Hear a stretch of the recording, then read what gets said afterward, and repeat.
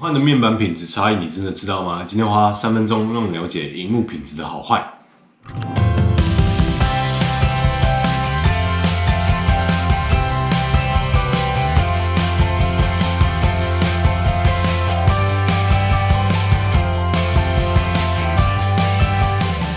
为什么零件的规格这么多？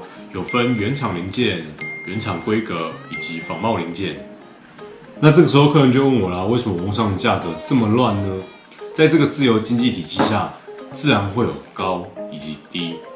那以高为代表的话，自然就是原厂。原厂的话呢，它的触控萤幕本身拥有 Retina 触控萤幕的一个技术在，它是超越我们人所看到的一个画质。那这当然就是构成了高价的重点之一，触控的反应速度。它基本上已经达到了所谓的零延迟，所以在这2个重点之下，价格相对会非常高，就是你现在我们手机手拿到的一个反应速度以及色彩啦。那如果说这不是你想要的价格以及它的内容的话，相对你可以找另外的，就是所谓坊间的厂商。那这边就要教你如何挑选好的萤幕啦。